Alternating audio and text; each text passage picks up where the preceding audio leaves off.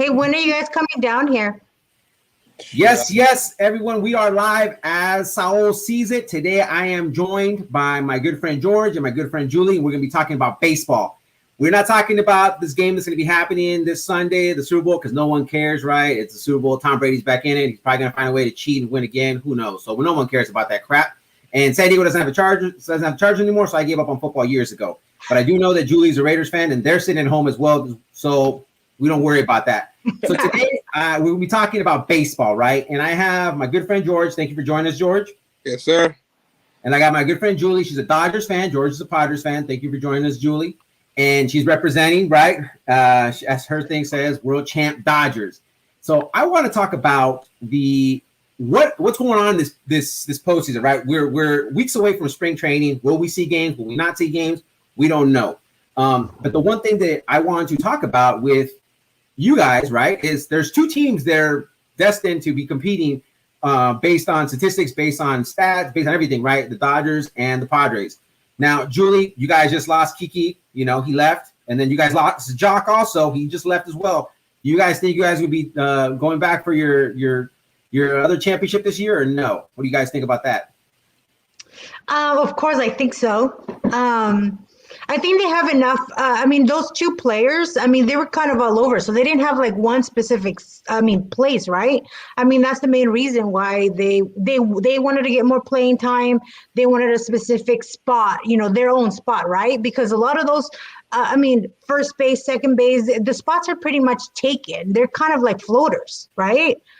From my understanding. So I think the Dodgers have already, especially with Mookie, like they already have a good enough team. I think we still got it. I think it's Mookie's just one player. Mookie gets hurt. Know, but I think we have. Yeah, but the other two didn't make the team. So that's my thing. Like there's certain players that are replaceable and other players that are not. All right, George, what is your opinion on this? Have the Dodgers done enough to compete and do a back-to-back championships this year for 2021? I don't know if they have enough to they're going to be a contender. They'll be there at the end, when everything's said and done. But as far as repeating, I think they got their work cut out a little bit more this year, because it's just getting a little more competitive, with other teams instead of them running the show pretty much like, they kind of have been, at least in the NL West, Yeah. Now the Padres are, finally decided to spend money and get talent over here, and then they're definitely going to make a push this year, more than they did last year for sure. Well, we needed pitching, so we went out and got two great Cy Young pitchers, right? We got Darvish from the Cubs, and we got Snell. My whole question is, as we look now as a trade that, as you just said, right, the NL West, pretty much the National League champion is going to come from the NL West, pretty much as base statistics, right? Yeah. Maybe the Braves do something, but it's really looking like it's going to be a two-team race. Hopefully that's the way it is. And hopefully, it's a good season for everyone.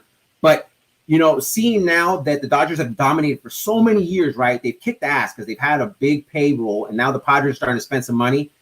Mind you, they do play with the Padres, one of the lowest payrolls, the Arizona Diamondbacks, lowest payrolls, Colorado, one of the lowest payrolls, and the Giants, lowest payrolls, right? It's interesting to see why they would continue to win, because guess what? We play in a division has low payrolls. But with this scene, George, what do you think? And now knowing what the Rocco's got for their third baseman, why didn't the Dodgers make a push for that dude? It makes no sense to me. They literally they gave up nothing for that guy. I don't know. I'm more of like, I know that move didn't really make sense for me. You know what I mean? Like, I think they could have maybe gone, their pitching as well. You know what I mean? Obviously, pitching is the thing is going to get you, deep in the playoffs, and it could be a deciding factor, depending on how long the season is going to be this year. Last year we only had like 61 games, or whatever it was. But let's just assume that this season goes all the way, the 162, 161, whatever games they go.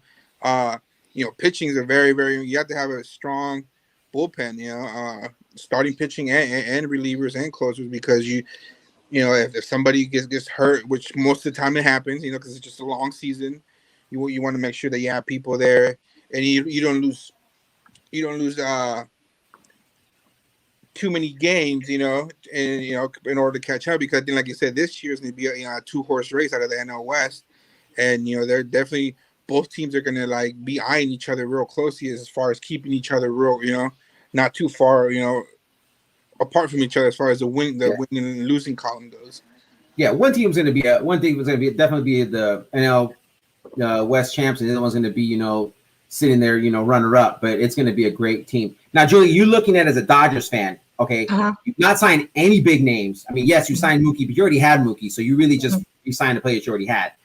What's your frustration with this, and how do you see the Padres with their additions to their pitching? They picked up that guy from Korea, which is a beast at second base, plays pretty much every position he can possibly play, right?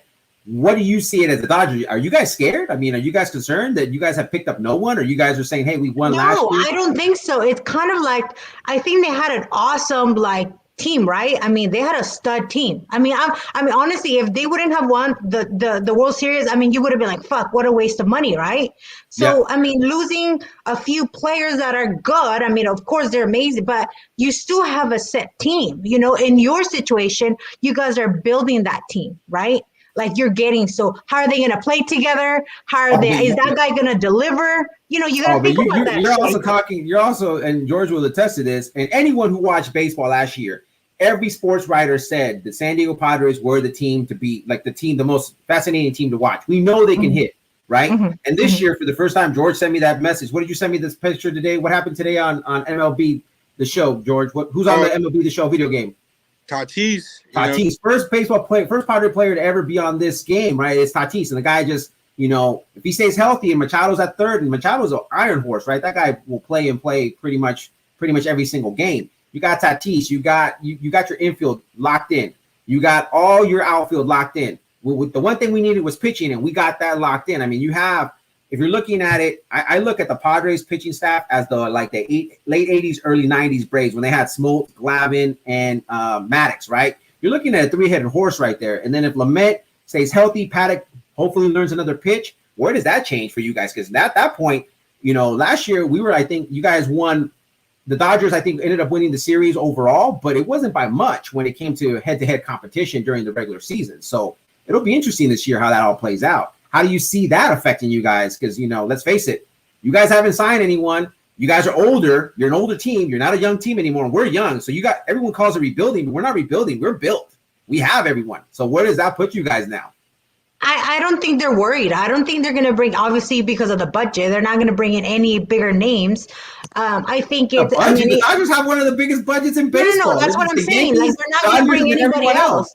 They're not going to bring everybody else. Now they're going to start cutting heads. I mean, that's the whole reason. I'm sure they didn't want to let go of Kike, but it's like, dang, I think they understand their budget's high, but they have enough talent for them to keep them for the next couple years. Maybe in 2 years, this will change and they'll start getting new people because the older players are on the way out. But I think they're good for the next minimum 2 years. Like, they have a good stud team, man, like an overall, team. So I think we're good. I'm not scared. I mean, I love Jason's comment, blah, blah, blah. There's another Dodger fan just, chiming in. Hey, let's face it, George. Do you think everything? Wait, Jason who? Jason, Jason. Jason's on. He's listening. So thank you for joining. Hernan, also thank you for joining in as well. We're talking baseball today. But, George, what do you think? Yes, they do have players, but let's face it, every other sportscaster has said last year was the year that they had to win because after that, it was going to get harder for them. So what is your thoughts on that compared to what Julie just said? I mean, each year, especially like the Dodgers and like the Yankees and those teams that, could afford or give themselves that luxury of pretty much go and get whatever talent they want, you know what I mean? And then if you don't win, each year it's just more pressure, puts more pressure, not just on I would think on the players, but the front office to, you gotta produce something, you spend so much money, you're gonna want that, obviously that championship in return. And I think, like I said, the Dodgers were getting at that point where it's like, they've been dumping money in that team. And I mean, God, it finally paid off. You know what I mean? They should have, I would say in the last 10 years, this should be at least like their second or third, World Series. Well, and it's funny you say that, right? Because they did go to the World Series. They got beat by the Astros, the cheating scandal. Then they got beat by the Red Sox, the cheating scandal. Mind you, I was at that World Series, and what I used with my, what I used at my, they gave us a "Let's Go Dodgers" towel. You know what I use it to? Is to clean my jet ski because got to get the dirt off that jet ski. That's pretty much. You guys are a bunch of haters. Haters. But remember, you guys we got a lot of Dodger fans chiming in, Jason chiming in, and we got Cynthia chiming in. Let's go Padres! It's going to be a great season. I mean, it's going to be fun, exciting. I'm just hoping that we get to see them play live. Yeah, I really do. I know the Brown is back, and we didn't get to see the Brown uniforms. That's my favorite uniform of all time. To me, that Brown uniform, you can't beat that color, right? No. So it's that I call it that cacao brown, right? So hopefully, if we get to see them this year at Chavez Ravine, we'll see a lot of cacao brown uniforms supporting the Padres. And then when you guys come down, it's not, all Dodgers fans in San Diego, at Petco Park, because we're getting tired of that crap. I think so. Hey, George, wait. George, don't you owe me a drink, some shots or something because I won? Yeah. You still owe me. I know you do. So you still gotta hold up to your freaking deal. I just gotta come down to San Diego. That's the thing. Hey, what did you say? Didn't we say a bet that you're gonna have to wear a Dodgers shirt? You forget about that? No. I was a little buzz, but I still remember. He says, I will wear a Dodger jersey.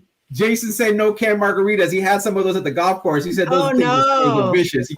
He said no can margaritas. No cut waters. Margaritas.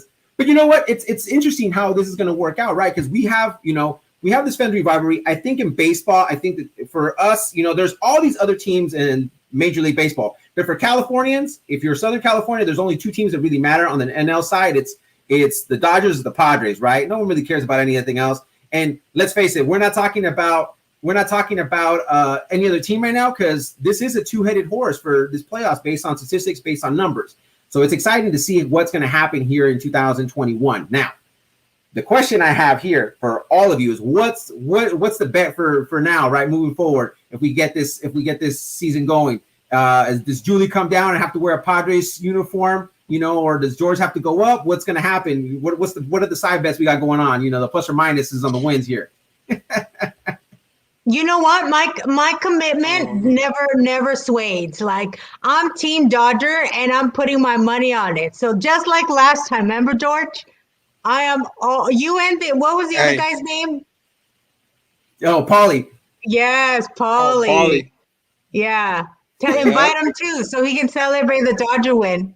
The Dodger win. Well, it's gonna, for baseball. I mean, for the fans, I think the one thing that I'm really excited about, and just looking at it, everyone knows I am a diehard Padres fan. I'm a season ticket holder for the Padres. The one thing I am excited about is seeing baseball players actually play baseball. Right? You're seeing these guys go out there and hustle, and I see that with the Dodgers because there's not one man that's trying to hit home runs, and the Padres are just going out there and swinging the bat like it's crazy. Right? It's exciting to watch these type of games because, there was times where the Padres were down by 7 runs and they would come back and, win. And that's exciting. You get tired of all these news, the beat downs that we were getting. We're kind of over that stuff and we're excited about where we're at. So it's pretty cool where we're at. So Julie, closing comments and thoughts about the Dodgers. You guys, what's going to happen? You guys think you maybe sign someone else before the season starts? I don't think so. I mean, I think they would have already started, we would have already heard the talk. I don't think so. I think they're probably like you're saying, the budget. They're trying to clean some, some budget. They're trying to make some space. So I think no. But honestly, what I'm looking forward to, I don't know about you, but is getting back out there and going to the field, win or lose. You know what I mean? That's your team. So my kids miss it. I miss it. Those fucking $20 beers. Those steel beer. You miss whatever it is. I'm like, hey. That's why you guys show up there drunk. Yeah. Well, that's usually. The one benefit that we do have, right, and George knows this, as season ticket holder for the Padres, we get to go in an hour early before the gates open, and they give us $5 drinks, like $5 margaritas, $5 beers, and we got a hookup at the VIP section, so they hook us up pretty nice. So we get all our drinks before the game starts, and after that, we're like, yeah, maybe one or two. No, drinks. But the worst part, once you're drunk, you want to keep drinking. So you're like, yeah, that is true. That's true. But hopefully we go back and we get hookups. It's just the way it is. Season ticket holders. Season tickets has its privileges, even though it is expensive. It does have its privileges to do that. I know that I know personally that for my kids, after like 15, 20 games, they're like, I don't want to go anymore. But I'm like, dude, what are you talking about? It's baseball. But it is what it is, right? So but the luxury of being in Petco Park though is that you can literally like walk outside Petco Park and there's you can sober up from 7th to 9th to 9th, and you just walk outside and there's the taverns right there, all the other stuff right there. Where if you go to Chavez Ravine, all you see outside is the hood. No offense. And then you just walk up to your hotel. We used to love going there because you just walk out to your hotel. I mean, it's like the whole street. You literally just go out. Honestly, that's one of the best stadiums. Well, and that's why it's been nominated the best stadium in baseball for many years. I mean, it's just you can't beat the location. It's downtown San Diego. There's all the restaurants. Crazy. All the bars are there. And I mean, it's San Diego. I mean, there's a reason why San Diego is called America's finest city because it is year round. You hear that? America's finest city. I do like it. I'm not gonna hate on San Diego because that's different. Okay. You can't. I mean, I love San Diego. That's one of my spots. Because you can't talk ish about San Diego. San Diego is San Diego. I mean, everyone wants to live here. Yeah, it's expensive to live here. It sucks, but it is what it is. So. Julie, I know that you have kids that are playing sports and everything else. I know you got to go pick them up and do all the stuff that you got to do. Cynthia said, whoop, whoop, San Diego representing. And I know that Jason's talking about a new driver, and I think he's talking about his new golf club. I'm not sure how his golf game's going, but that's for another podcast we'll have. I know Jason's been itching to get on the golf course and do another tournament soon. So hopefully we'll get out there. In San Diego. We can do one in San Diego. We actually have one that's probably going to be coming up soon for my foundation here in the next couple of months. We are in the process of talking about that for a project we have going on that we've been planning for a while, but that's for another podcast. Thank you everyone for joining in. Thank you everyone for the comments. I appreciate it. It is our first podcast, so there was we're trying to get used to it. But we're excited about it. It's, just us talking ish about different things. And today happened to be baseball. Next week, I'm actually have Nancy Rivas from Rivas Insurance Services. And we're going to be talking about female boss bitches. Pretty much is what we're going to be talking about, how females are taking over the world and starting their companies. I know Julie, you're self-employed, a mom, she's a mom boss. She handles her business and she handles the house. So we'll be talking about how you guys do that. And then that'll be a fun one. So next week, tune in every Tuesday, live at 5 p.m. Pacific Standard Time. Thank you for joining. Talk to you guys later. Thank you guys for joining. Bye. Go Dodgers. Oh, boo Dodgers. Now, come on. Now I'm going to say it. I'm no longer the panelist. Screw the Dodgers. All about Padres. Woo, woo. All right. Take care, everyone. Bye. All right.